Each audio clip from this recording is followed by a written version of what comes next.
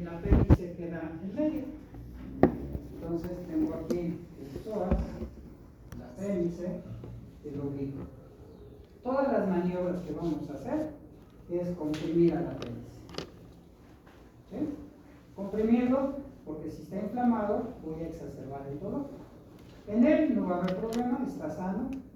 ¿Sí? Puedo exagerar un poco, ¿sí?, para las maniobras, pero en un paciente que sufre en apendicitis lo hacen con cuidado. ¿Por qué? Porque si está inflamado y su pared está adelgazada, lo pueden reventar y generar una peritonitis localizada, que es lo mínimo. ¿Sí? Ya cuando esta peritonitis localizada se disemina al abdomen, pues estamos hablando ya de un problema más serio. ¿Ok? Bien, entonces bajo estas dos técnicas, ¿sí?, uno lo primero que hace con la bata es doblarlo en la ropa interior, hasta la ropa interior de nuestro paciente. ¿Sí? Se le explica, en él no vamos a desabotonar ni nada de esto, pero ubicamos la fosa ilíaca derecha. ¿Okay? ¿Cómo la ubicamos? La cresta ilíaca antero superior y la cicatriz umbilical. El licenciado lo veo en un ratito, nada más termino mi clase. ¿Sí? A las 9:05 lo veo en el laboratorio. Órale, gracias. Bueno. Ok, entonces ya localicé la cicatriz umbilical, ya tengo la cresta ilíaca antero superior y la mitad es el punto de McBurney. ¿Sí? Lo clásico en la medicina, y eso ustedes lo van a conocer, es el interrogatorio, inspección, palpación, percusión y auscultación. ¿Sí? Y laboratorios, desde luego.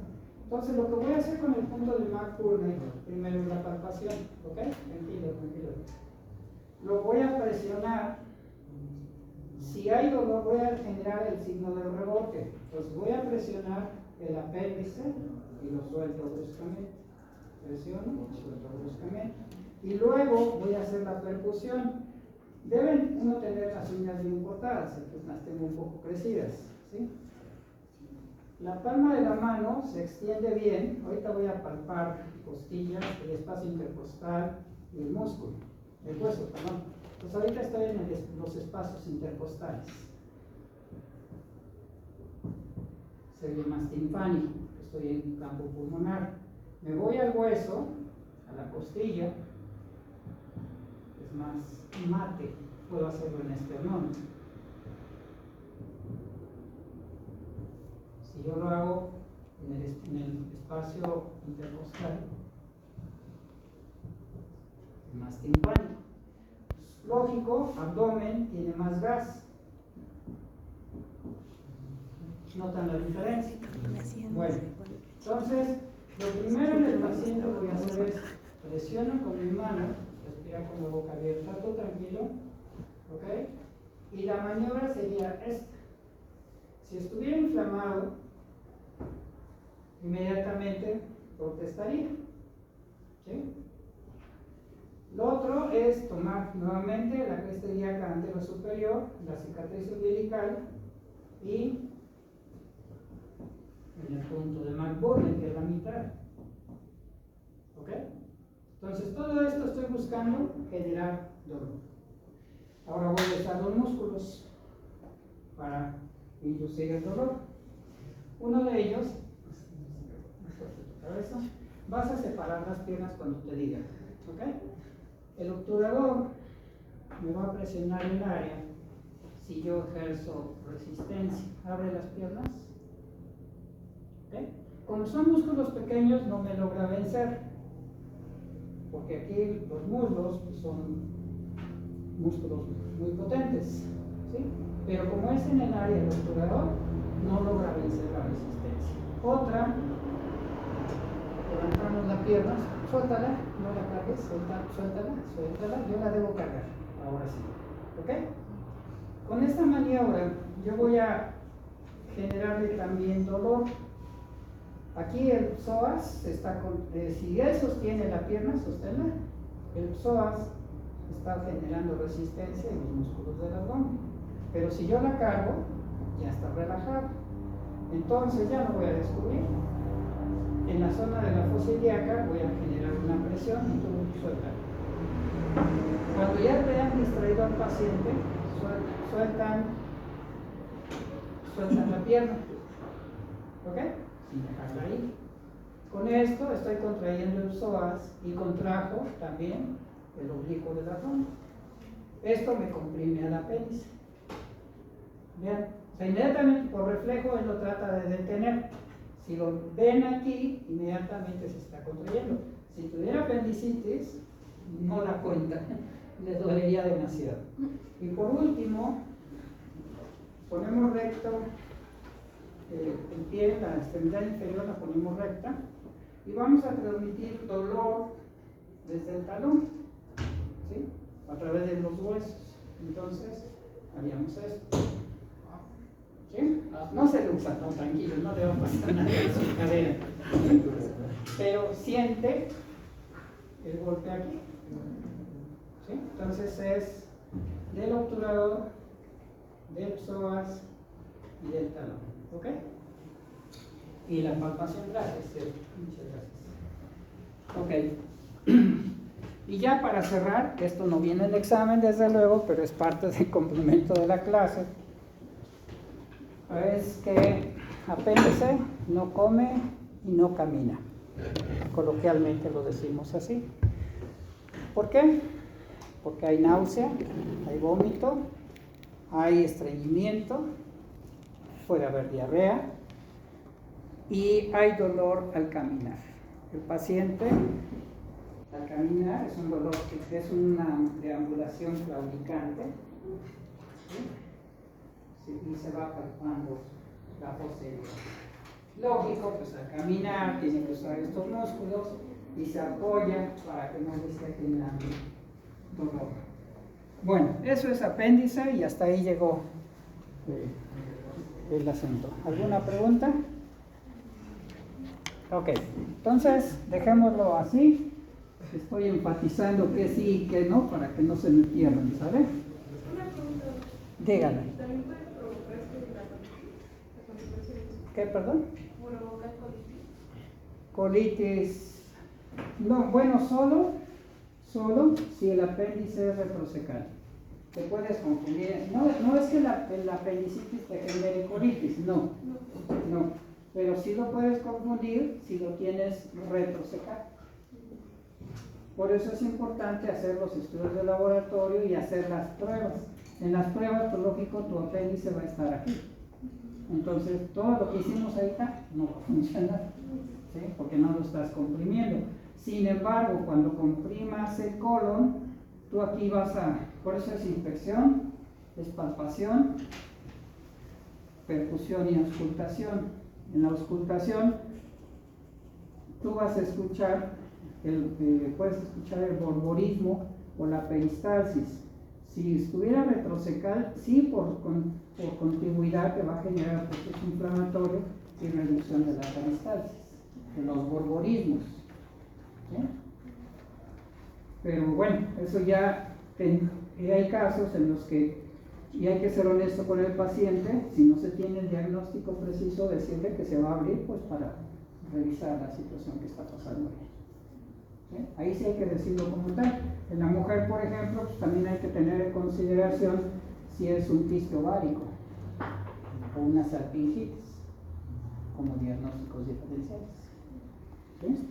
Bueno, ok, pasamos a otro órgano linfoide que son las amígdalas, que igual van a tener una estructura semejante, pero pues hay que aclararlo. Y sí hay situaciones que entran en la inmunología y la microbiología y que son importantes en la misma materia, porque aquí viene un concepto de la reacción cruzada. ¿Sí? En esta reacción cruzada, hablando de las amígdalas, pues tenemos que ubicarlas primero, y están entre los pilares anteriores y posteriores. Teniendo aquí la ubicación, en algunos se ve la epiglotis, la lingual, etc. Las amígdalas, órgano par, tiene una estructura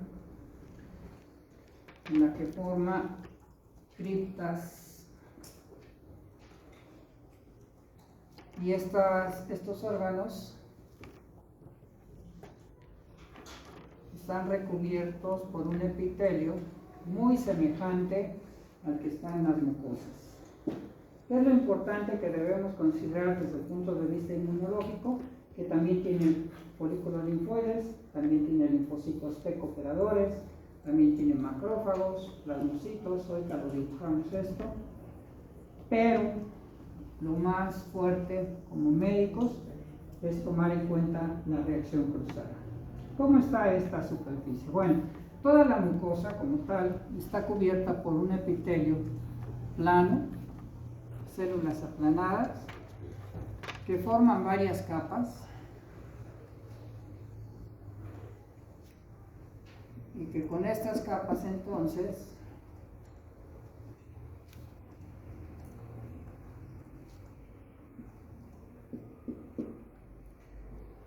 por eso a este epitelio se le llama epitelio plano, estratificado, y no tiene queratina. No tiene aquí la queratina que existe en la piel. Las amígdalas en este sitio también están recubiertas por ese epitelio plano estratificado no queratinizado. Bueno, hasta ahí.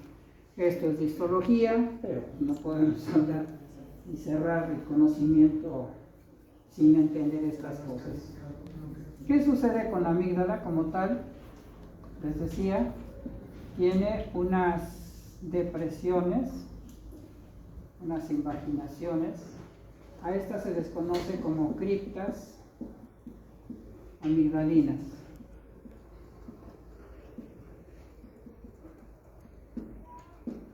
Lo interesante de este punto es que las células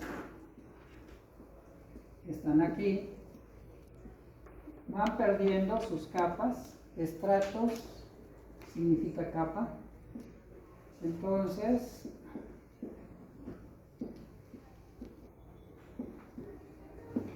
se va perdiendo estas capas en la medida que se va introduciendo hacia las criptas. De tal forma que ya en la profundidad de la cripta solo hay una capa de células. Pero hay un contacto directo de la cavidad oral al tejido conectivo de la amígdala. Es un sitio, como vamos a ver en el caso del intestino, cuando veamos las barreras naturales. En el caso del intestino hay unas células que se llaman células M en el intestino, y estas células M no son de absorción, sino que estas células M hacen un fenómeno que se le llama células M, y esto sí es inmunología. Estas células M captan bacterias, virus, etc. Hacen lo que se llama una transcitosis. A través de transcitosis, captan la bacteria en una vesícula y la pasan viva, la bacteria, aquí, la van a pasar viva la bacteria al tejido linfoide submucoso del intestino, para que aprenda de los microorganismos patógenos, ¿sí? Directo y vivos. Entonces dense cuenta cómo son sitios altamente susceptibles de infectarse, tanto las células M del intestino delgado, como de la misma amígdala que tiene comunicación hacia su mucosa. Claro, aquí tengo mis folículos linfoides, tengo mis linfocitos T, aquí hay primarios, secundarios, por lo tanto tengo linfocitos B maduros, vírgenes, plasmocitos, todo lo que vemos en el ganglio linfático lo tenemos igual aquí, ¿vale? El centro terminal, el manto, macrófagos también. Por eso es que con frecuencia es un sitio que se infecta por las criptas amigdalinas. Lo normal es que haya 2 cuadros de amigdalitis por año. Eso es lo común, lo normal, relacionado con los cambios de temperatura, humedad, frío, etc. ¿Sí? Cuando ya tenemos más de 2 cuadros por año, entonces sí hay que ocuparse. ¿Sí? Cuando ya son 2, 3, 4, entonces sí hay que empezar a hacer una revisión integrada. Y aquí es donde viene la reacción cruzada. Y aquí sí es bien importante el aspecto inmunológico y lo microbiológico, y esto sí se puede preguntar. ¿Por qué? Porque está relacionado. ¿Qué sucede con esto? La bacteria que me genera este proceso inflamatorio, el Streptococcus beta hemolítico, esta bacteria, ustedes ya saben que strepto ¿qué significa strepto, Dana? ¿No han visto esto? Cadena, estafilos, racimos de uva, ¿no? Abusados, porque esto ya lo saben ustedes.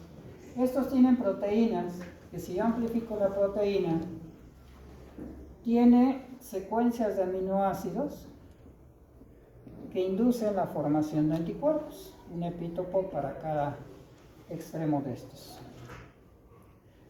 Lo curioso en la naturaleza es que esta bacteria con esas proteínas que tiene secuencias de aminoácidos semejantes, aquí es la parte interesante de esto, son semejantes a las proteínas que tiene el endocardio.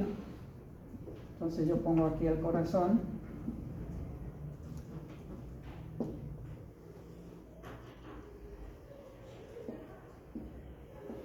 Y esto es importante para lo que haríamos mañana, si es que quieren, porque si no, mejor no nos atrasamos y seguimos las clases de la disección de corazón. Ustedes me dicen, con lo que hubo ahorita, mejor no lo hacemos, o si ya tienen el corazón, ya ahora. ¿No? ¿Ya lo tienen? Entonces, ¿lo hacemos? Sí. Ok, bueno. Ok, ¿qué sucede con esto? Tiene sus cuerdas tendinosas, tiene los músculos papilares aquí, pero las células que recubren el interior del corazón, conocido como endocardio, las células que están aquí, vamos a sacar esa célula, y esta célula tiene proteínas en su membrana que al analizar su proteína, tiene secuencias de aminoácidos parecidas a las que tiene la proteína del Streptococcus beta hemolítico. ¿Qué sucede? Este anticuerpo, como tal, hace una reacción cruzada. Reconoce también proteínas del endocardio del corazón. Al hacer esto, entonces, y pegarse el anticuerpo a estas células, a esos aminoácidos de las proteínas, el macrófago llega y empieza a fagocitar este tejido. ¿Sí? Está haciendo una reacción cruzada.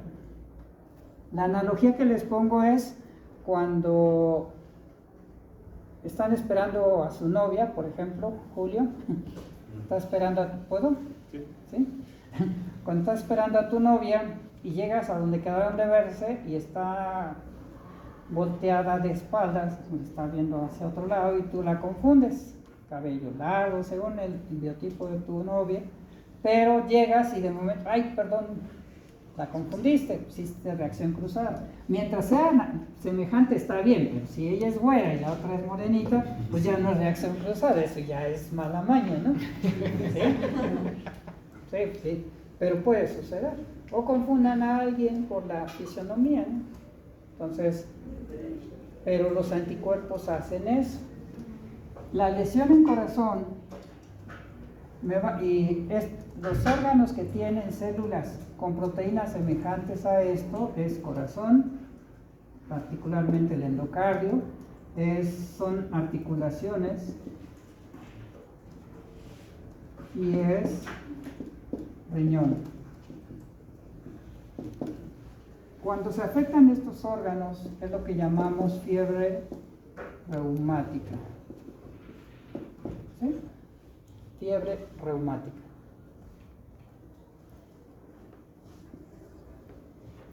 Diferente a la artritis reumatoide, diferente a la osteoartritis, ¿sí? La osteoartrosis también es diferente.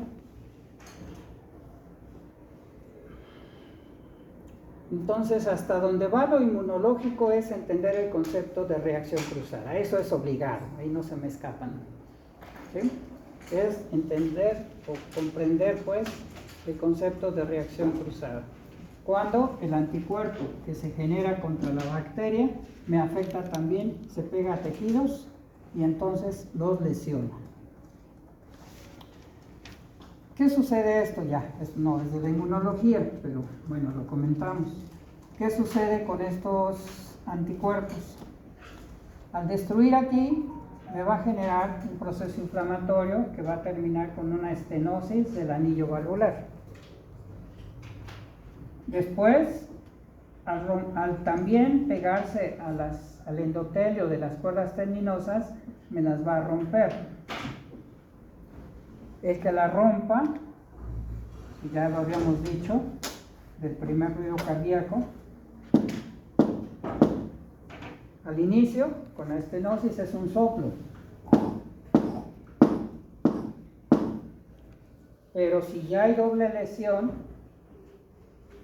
si mis manos, decíamos, son las valvas, son las cuerdas tendinosas, y se rompen por el proceso inflamatorio, entonces ya las valvas se vierten, ya no sella en la sístole, ya no, el primer ruido ya va a ser difícil de escucharlo porque va a disminuir en tono, se va a oír nada más el de la tricúspide, porque aquí ya no va a haber un selle, ya la valva se vierte y las cuerdas tendinosas vibran, ¿sí?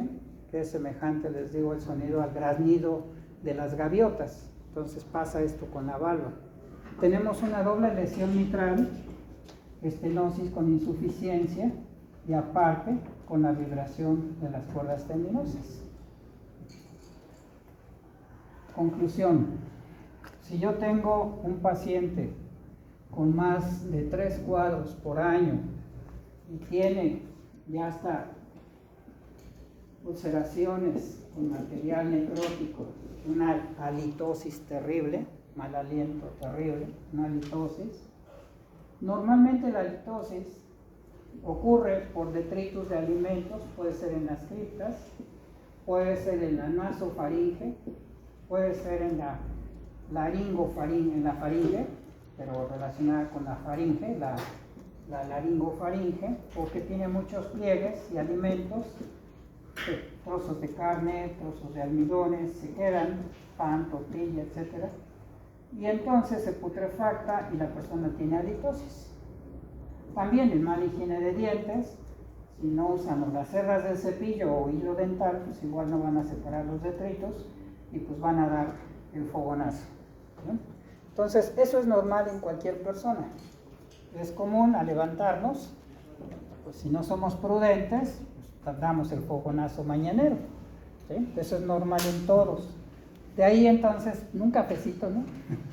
Sí, pues sí, es normal eso. Entonces, sí es importante la higiene. La estructura anatómica es lo que hace que luego muchas personas tengan la halitosis constante, pero por la cantidad de pliegues que tienen en la laringofaringe o en la nasofaringe, aunque sus amígdalas estén sanas, aunque se lave bien los dientes, pero le quedan detritos. Entonces son de las situaciones en las que es difícil controlar la halitosis. Bueno, regresamos. Cuando ya las amígdalas ya no son un mecanismo de defensa, la amigdalitis crónica, hay que quitarlas. Pero no solo es quitarlas, aquí debe darse tratamiento de erradicación y tratamiento de prevención. Aquí deben checar las guías de práctica clínica de la fiebre reumática para que den el tratamiento actualizado. ¿Con qué antibiótico se erradica? ¿Con qué antibiótico se previene cada mes? Normalmente se hacía con benzatínica, hay que checarlo, ¿sí? Hay que checar qué es lo que nos dicen las guías de práctica clínica actuales de fiebre reumática. El asunto está, si hay soplo con amigdalectomía o amigdalitis crónica y un soplo, el tratamiento es de por vida. Si solo hubo amigdalitis crónica y no hay lesión cardíaca, el tratamiento preventivo es por 1 año. ¿Sí? Eso es la fuerza. ¿Qué sucede? Esto va a requerir cambio valvular. ¿Qué es lo que hay que evitar? La costumbre de algunos padres de besar a sus hijos en la boca. ¿Sí? Cuando están pequeñitos, pues son sus hijos, se respeta, etc. Es normal luego le dan un beso en la boca, pero que no le compartan sus bichos de toda la vida. Eso es la idea de no hacerlo. Ya que ellos agarren sus bichos cuando sean grandes. ¿Sí? Que donde quieran agarrarlos ya es su bronca, pero los padres no se los transmitan a los hijos. ¿Sí? Entonces, costumbres varían. Hay países donde los hombres se besan en las mejillas o los hombres se besan hasta en la boca. ¿Sí? O sea, un beso de saludo. Sí, es normal, sin tener diferente preferencia sexual, pero es parte de costumbres. Entonces, bueno, aquí sé que en algunos lugares de nuestro país, mamá o papá besa a los pequeños en la boca. Bueno, ustedes vayan haciendo educación con sus hijos o con sus pacientes, para que no les pasen las bacterias. No se transmite por el aire, pero sí por el contacto, por un beso. Abusados. Entonces, bueno, todo esto solo para mí es importante en la inmunología, la reacción cruzada. Vayan checando de sus notas y pregúntenme, ¿esto viene en el examen? Porque si es así o no, para compensar el error de no enfatizar y de hablar de más de los temas, ¿sí? Para que así no se estresen en el examen. ¿De acuerdo? Si en un momento ustedes me dicen, oiga, es que esto no es inmunológico. Si me demuestran que no es inmunológico y lo estoy preguntando en examen, la quitamos. Pero si yo les doy argumentos, es que este lo vimos porque tiene que ver con regeneración, como es la terapia celular. Por ejemplo, de Miltenyi Biotech, pues es una forma de obtener células madre con el marcador de diferenciación para regeneración de tejidos. ¿Es o no es inmunología? Son las 4 funciones. No estoy en contra de lo que ustedes me están planteando, si es su preocupación, soy de amplio criterio, pero si tienen dudas al ir estudiando, con toda confianza me van diciendo, oiga, ¿y esto que comentó tiene que ver? No. Hagámoslo con tiempo para que no se sientan agredidos. ¿Vale? Entonces nos vemos mañana en la disección de corazón. ¿Vale? Ok.